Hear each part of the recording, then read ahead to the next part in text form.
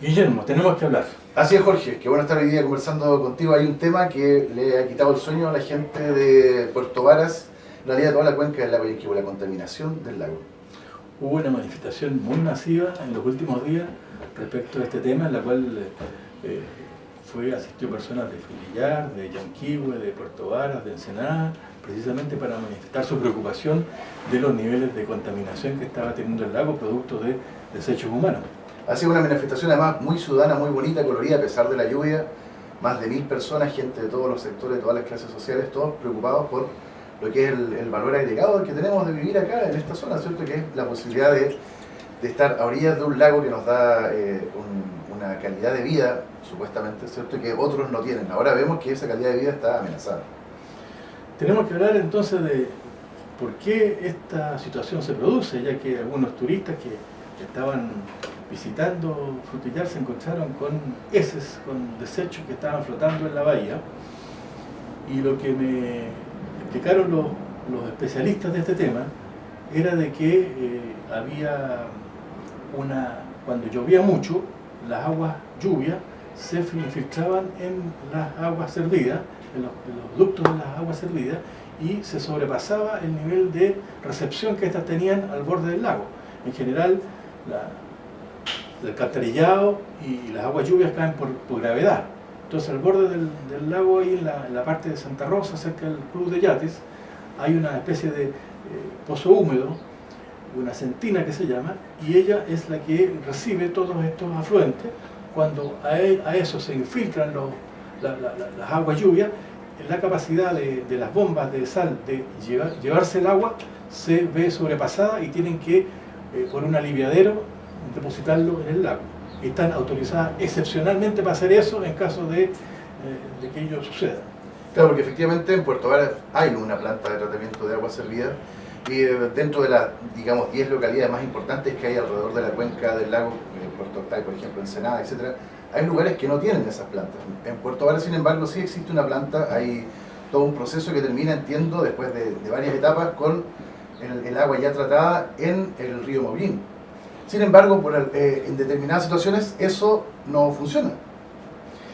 Efectivamente, la cuestión principal es que las aguas, digamos, servidas llegan a este pozo húmedo, a esta sentina que está ubicada ahí al lado del Club de Yate, unas bombas elevadoras a razón de 60 litros por segundo, la pasan a través del Cerro Filipi y llega a Yanquihue, donde hay una planta de tratamiento primario, en la cual se le sacan los aspectos más duros, las ramas, la arena, etc. Y eso va en un ducto, se transmite por un ducto en camino a Loncotoro, aproximadamente a 3,5 kilómetros, y ahí se hace el tratamiento secundario de los residuos de las plantas servidas, y finalmente lo que queda, el agua que queda, se deposita en el Maullín a esa altura, kilómetro 4, kilómetro 5 del Maullín, en su salida desde Yanquihue.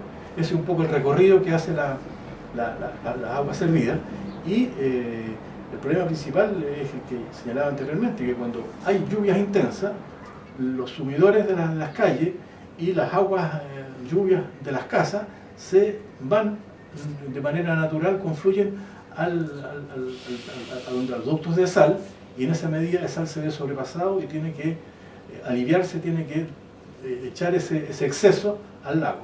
Ahora, nosotros venimos escuchando de esto desde hace ya varios años, de esta situación, y también venimos escuchando voces de alerta, también yo por lo menos de hace más de una década, sobre cómo el crecimiento desmedido de algunas ciudades como Puerto Varas, por ejemplo, sin planificación, hacen que los antiguos sistemas, las antiguas estructuras, que en algún momento quizás tuvieron un funcionamiento adecuado, ya no están dando abasto, y tiene que ver con el crecimiento de las calles pavimentadas, por ejemplo, que hace que el agua lluvia pase a los colectores en mucha mayor superficie, con el crecimiento de las descargas que hay hacia los alcantarillados, y yo veo que en este caso la empresa ESAL no ha estado, creo yo, disponible o a la altura del desafío de dar respuesta a este crecimiento, y las autoridades tampoco han puesto presión ni mucho ojo en cómo se ha dado todo este proceso de crecimiento, porque no creo yo que sea solamente que ahora llueve muchísimo más y que nos hemos convertido en una especie de lugar donde se concentran las precipitaciones del país o del planeta, sino que tiene que ver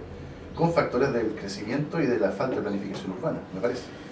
Yo creo que ahí hay responsabilidades compartidas del Estado y de la empresa ESAL, porque el año 97, cuando fue construida la planta elevadora, eso se le dio una proyección de una cantidad de 32.000 habitantes entre la ciudad de Yanquihue y la ciudad de Puerto Vara, cuestión que tiene que ser revisada en el 2011 para hacer otra cosa, es decir, se le dio una proyección de aproximadamente 14, 15 años. Y en ese periodo tenía que resolverse el problema, comenzar a resolverse el problema de las aguas lluvias, que son las que rebalsan los alcantarillados. Esa revisión del 2011, hubo un informe en la cual el Estado tenía que construir esos sistemas de agua lluvia, la Dirección de Obras Hidráulicas del MOP, el Ministerio de Vivienda y la Comuna de Puerto Vara tenían que buscarle una salida estable a las aguas lluvias para que eso pudiera ser resuelto de manera definitiva. Esos ductos se estimaron que tenían una duración para su fabricación de 17 años. Entonces la primera pregunta que yo hago, ¿en qué está la definición del plan maestro de aguas lluvias de Puerto Vara, que se comprometieron en el 2011, comenzaba a fabricarse porque su duración es entre 15 y 17 años? Es decir, para hacer sumideros de aguas lluvias por Puerto Vara hay que prácticamente abrir todas las calles y hacerle los ductos que no existen, o los ductos que están insuficientemente amplios. Y esa es una tarea, digamos, del Estado, de la Comuna, de la Dirección de Obras Hidráulicas, del Ministerio de la Vivienda.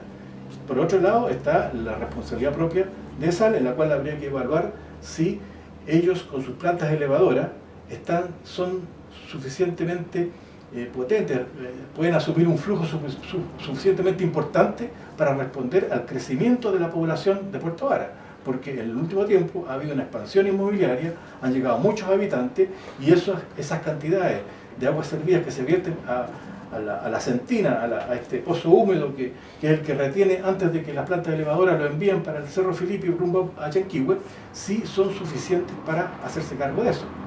O si ellos efectivamente no han hecho las inversiones necesarias para poder aumentar ese flujo de la planta elevadora de las aguas servidas rumbo al tratamiento primario.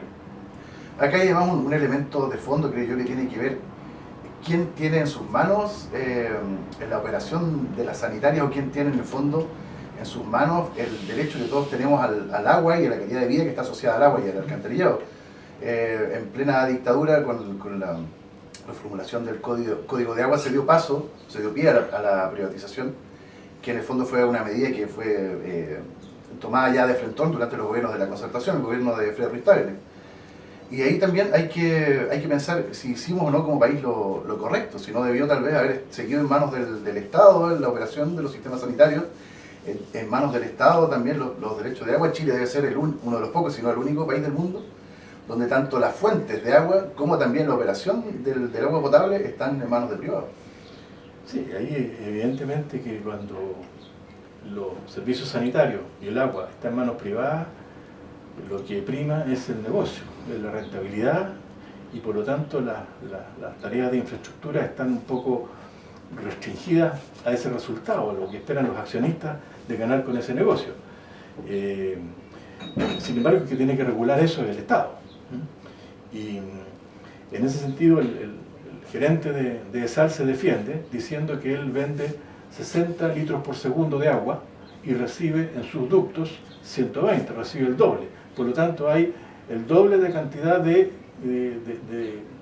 residuos que él recibe, y que corresponde a este sobredimensionamiento o esta filtración que tienen las aguas lluvias en sus ductos, y que llegan, digamos, a esta sentina que está, esta piscina que está cerca del lago, y al lado de la planta elevadora que la envía para el tratamiento primario. Entonces un poco él se escuda en eso, de que el Estado no ha licitado una segunda etapa para ampliar o la planta elevadora, o ampliar la sentina, o dar otras soluciones a los temas.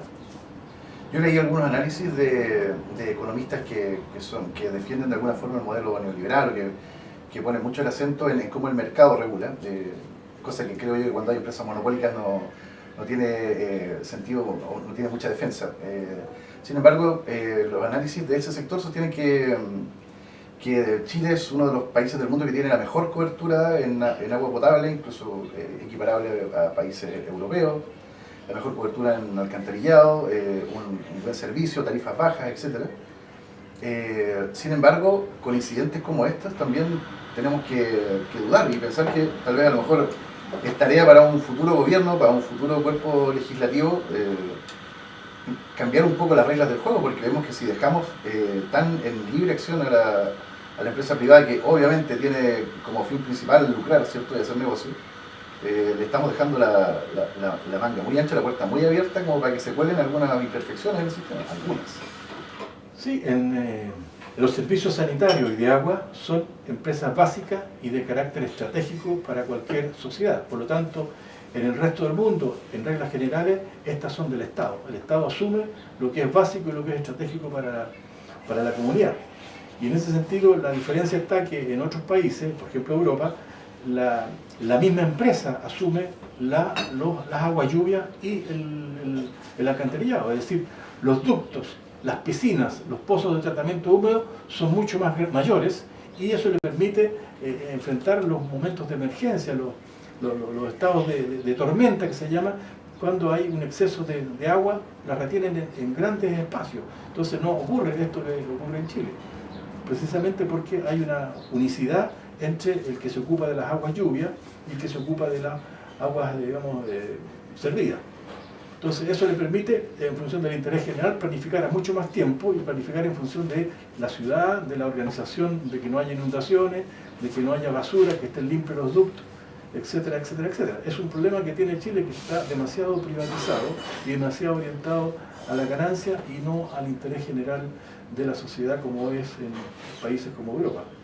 Así es, bueno, vivimos en un modelo que fue impuesto en dictadura y que de alguna forma los gobiernos del color que sean, en el fondo lo han ido administrando, parchando y tratando de una u otra forma de que funcione, pero es un modelo que claramente está puesto en que el motor de la sociedad es el interés económico, ¿cierto? El interés económico individual, y muchas veces dejamos de lado este interés por lo colectivo, por lo comunitario, por una visión más estratégica de país que nos permita vivir mejor, creo yo. Sí, el concepto neoliberal es que el Estado debe ser lo más pequeño posible y tener, digamos, el menor gasto público para que haya el menor cantidad de impuestos para financiar ese Estado. Entonces, en ese concepto liberal de que el Estado tiene que ser chico, que tiene que meterse poco en los asuntos de negocio, que tiene que delegar en la empresa privada las iniciativas, no le queda más que hacerse cargo de los resultados que ello produce. Y ahí hay una tendencia perversa, en el sentido de que si yo me ocupo lo menos posible de la agua servida y de la forma como se eliminan estas, evidentemente que voy a buscar, digamos, no tener inversiones o ser muy barato para poder maximizar las ganancias de los accionistas de las empresas ESAL, digamos, accionistas principalmente franceses hoy día, después que se la compraron a los españoles. Así es, bueno, nos fuimos a aguas profundas, pero son temas de los que tenemos que hablar, ¿cierto? Es necesario reflexionar respecto a lo que queremos como sociedad, como modelo económico que queremos para el país. Te quiero invitar a que conversemos de algo más superficial, no en el sentido de lo liviano, sino en el sentido de que está más a la vista, que es lo que pasa también en otras localidades de la cuenca del lago Yanquihue. Tú que vives en Frutillar, sabes que si bien el crecimiento no ha sido explosivo como en Puerto Varas, sin embargo también hemos visto que hay proyectos y algunos no de menor envergadura. Un poquito más allá está Patagonia Bridging, por ejemplo. Hay también planificación de crecimiento urbano en viviendas sociales. Hay bastante presión también en Frutillar en términos inmobiliarios. ¿Qué pasa en Frutillar? ¿Tenemos plantas de tratamiento? ¿Los proyectos que se están haciendo tienen un sistema adecuado? ¿Qué sabes tú? ¿Qué crees tú respecto a eso? Sí, tenemos que hablar también de la contaminación en el resto del lago y en Frutillar. Yo te propongo hacer una pequeña pausa y retomamos inmediatamente con este tema más amplio de lo que significa la contaminación en el resto del lago Yanquihue. Muy bien, vamos a una pausa entonces y después seguimos conversando.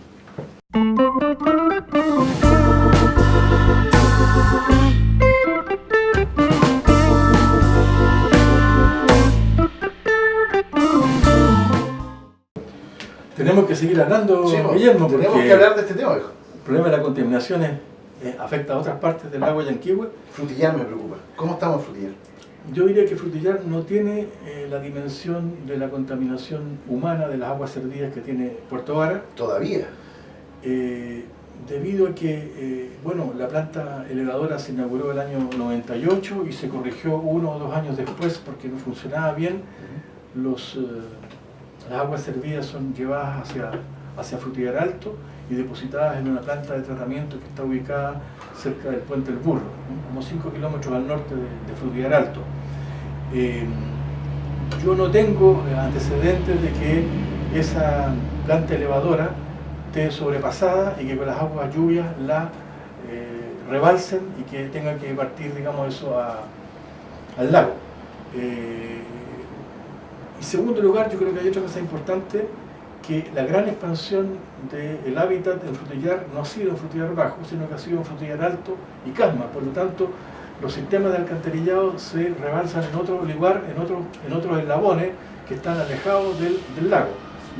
Aquí ha habido una expansión relativamente limitada respecto a las aguas servidas. Fuera de una u otro aspecto que hay en la parte norte de la bahía, cerca de una cabaña del pescador, que me parece que un riachuelo trae todavía excrementos y heces. Aquí la preocupación de los desechos humanos sería principalmente es un complejo un condominio de altos ingresos llamado Patagonia Virgin, que está situado al sur de la bahía y que no tiene sistema de alcantarillado. Habría que preguntarse a dónde van a dónde se vierten esas aguas servidas de ese complejo, de ese condominio. Y al parecer no estaría conectado entonces a este sistema de planta de tratamiento. No está conectado al tratamiento, no llega a ese, pero seguramente habría que ver si tiene un sistema autosuficiente de tratamiento de residuos. Un proyecto de esa envergadura debiera tenerlo, ¿no? Un proyecto de esa envergadura debiera tenerlo y debiera contar, digamos, con los resguardos necesarios para cuando haya emergencia.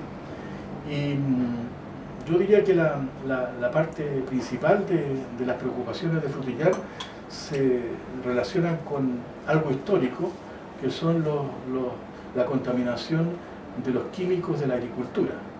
Los químicos de la agricultura al borde del lago van penetrando en la tierra y por la vía de los riachuelos, por la vía de las lluvias, van finalmente llegando al lago. Eso fue muy intenso en el pasado. Había una intensa agricultura y bastante tecnificada, bastante utilizaba mucho fosfato, mucho químico. Hoy día está mucho más pausada el entorno del lago en esta parte de Frutillar, debido a que ha cambiado su carácter a un carácter más turístico y hoy día se ofrecen parcelas, se ofrecen terrenos para construir resort. De esa medida ha disminuido esa parte de la contaminación. Pero es algo que está llegando, se demora 1 año, se demora 5 años, se demoran 10, 20 años en que todo ese químico finalmente a través de la lluvia y de las capas de la tierra llegue al lago.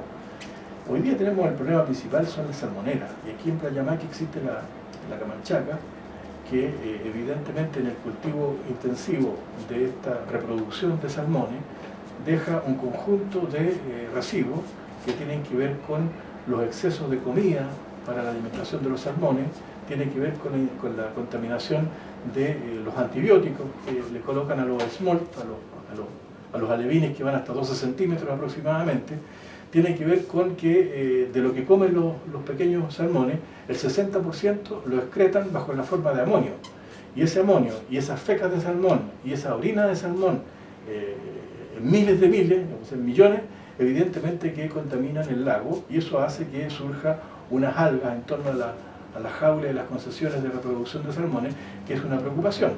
Entonces, cuando hay temporal, el viento norte desde Playa Yamaqui nos trae todo ese tipo de contaminación.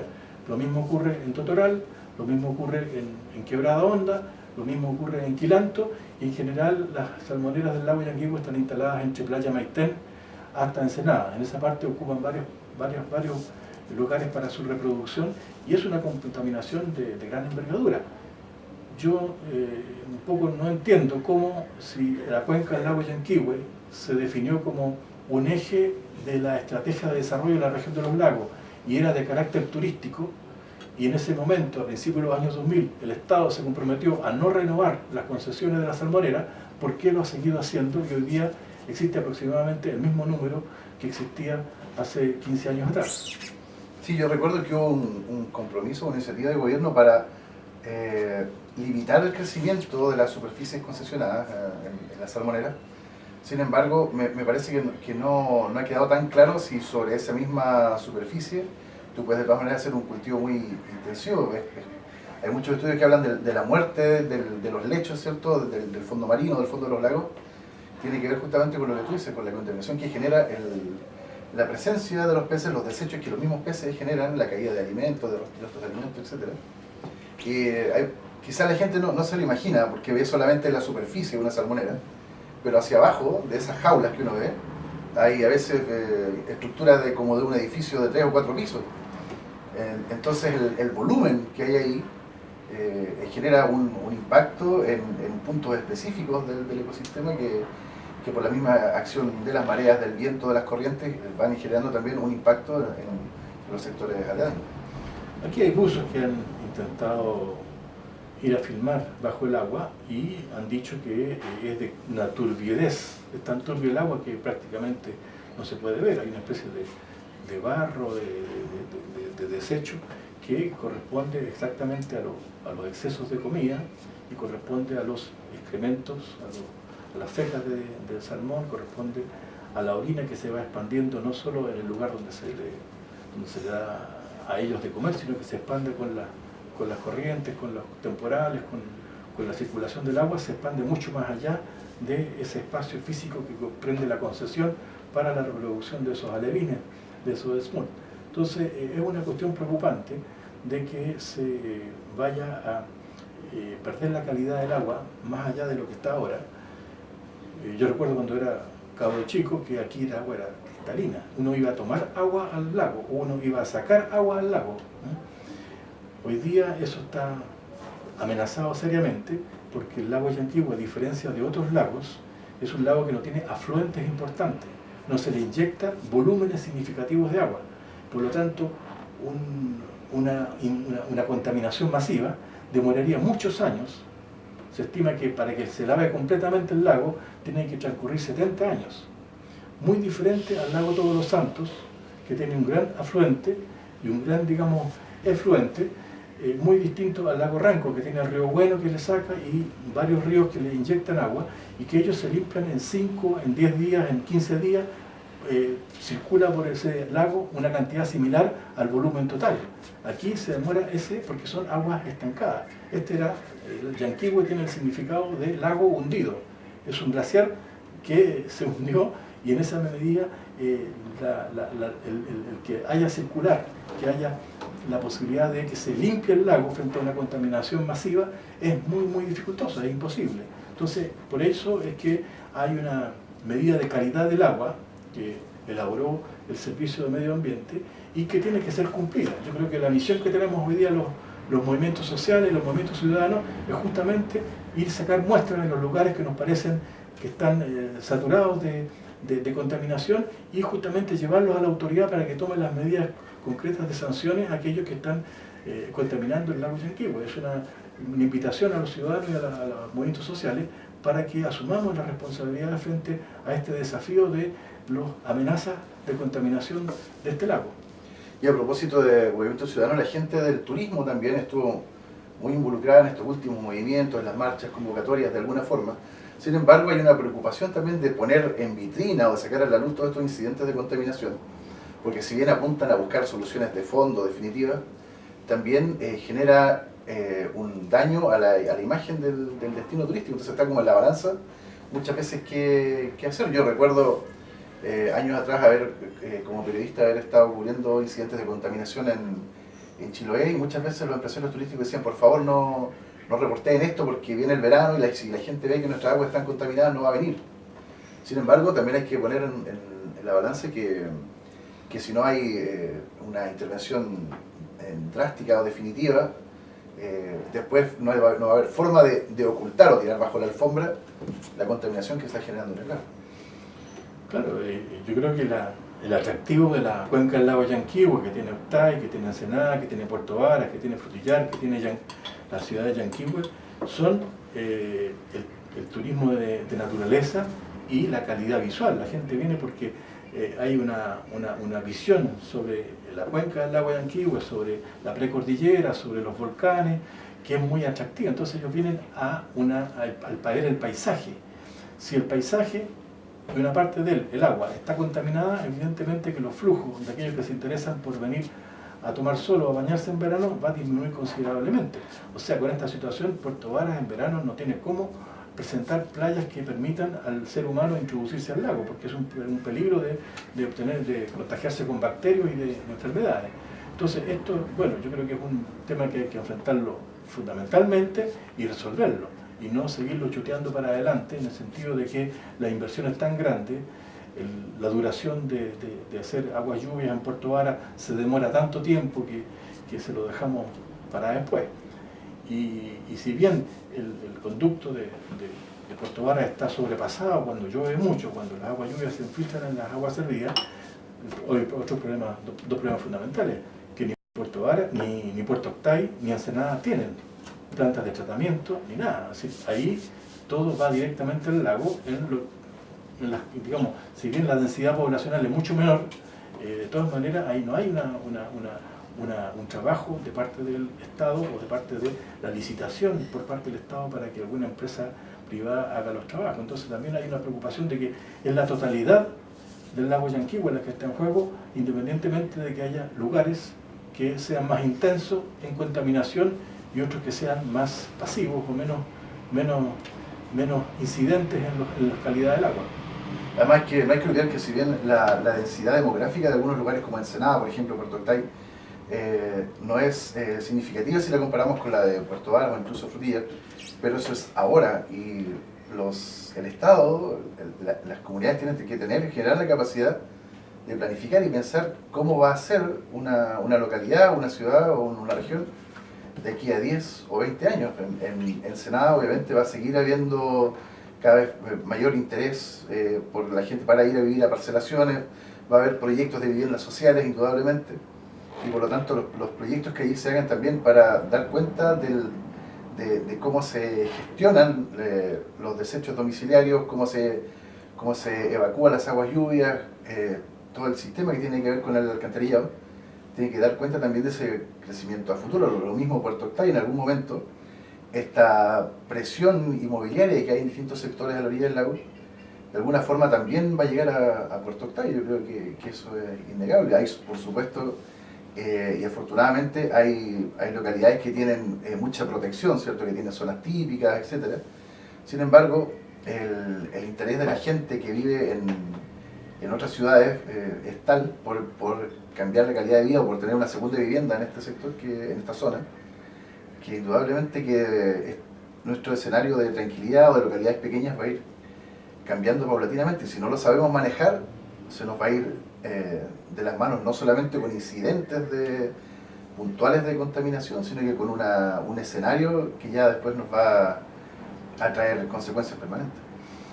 Sí, hay que asumir de que vamos a estar sometidos a flujos de temporada, y que en la temporada de verano esto es mucho más intenso, y no porque haya mucho más visitantes no va a haber flujos de contaminación significativos hacia el lago.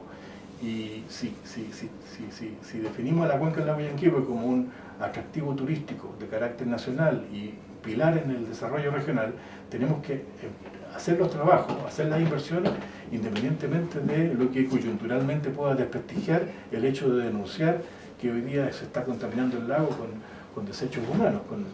Entonces, hoy día yo creo que la parte fundamental corresponde al Estado en asumir las responsabilidades que tiene en las aguas lluvias y crear los sistemas de tratamiento primario, las bombas de reenvío de estos residuos, con el objetivo de que este lago no se contamina y sigue siendo un atractivo cada vez más potente, cada vez más importante, de gente que viene a visitarnos para disfrutar de los paisajes, disfrutar de la naturaleza, conocer los volcanes, bañarse, hacer turismo rural, hacer turismo cultural, hacer distintos tipos de actividades de actividad deportiva, etc. Creo que aquí están abiertas las posibilidades, por ejemplo, de aprovechar mucho el viento y lo que es digamos, la navegación a vela. La navegación a vela en pequeñas embarcaciones podría ser un gran atractivo para que mucha gente viniera durante el verano y durante también parte importante del otoño y de la primavera a hacer actividades de navegación a vela, que es muy sana porque no contamina, no es lo mismo que las lanchas, no contamina, utiliza el viento, que es un combustible que vale cero, y es un desafío ver cómo el hombre se desplaza sobre el espejo de agua utilizando, digamos, las distintas formas, las distintas corrientes, los distintos impulsos que les puede dar el viento. Entonces yo creo que todo eso es muy sano y es un atributo que puede tener el lago Yanquihue como para el futuro. Por lo tanto, cuidar las aguas es fundamental y hay que hacer, digamos, los trabajos y las inversiones necesarias. Tiene que haber una descentralización de los presupuestos del Ministerio de Obras Públicas y del Ministerio de la Vivienda, con el objetivo de que la comuna de Puerto Vara y las otras comunas que no tienen sistemas de tratamiento de aguas servidas, como Puerto Octay, como Ensenada, como Los Bajos, lo puedan hacer en buenas condiciones. Bien, Jorge, lo bueno de esto es que de alguna forma la ciudadanía ha despertado, está empoderada, está muy atenta, que el Estado está sintiendo la presión de la ciudadanía también para responder, y que también las empresas están viendo que tienen que de alguna forma dar respuesta a lo que la gente espera de ellos, que es un buen servicio. Ha sido un gusto hablar contigo hoy día y conversar este tema. Tenemos que hablar de otros muchos temas más adelante, así que nos juntamos la próxima semana, ¿te parece? Sí, tenemos que hablar y vamos a seguir hablando de temas que son importantes para todo el mundo. Muy bien, en pantalla está saliendo un correo al que nos pueden escribir para plantearnos temas, hacer sugerencias, donaciones y nada, compartir con nosotros tantos temas que son de interés para tener una ciudad y una región con mejor calidad de vida para todos. Gracias. Hasta la próxima semana.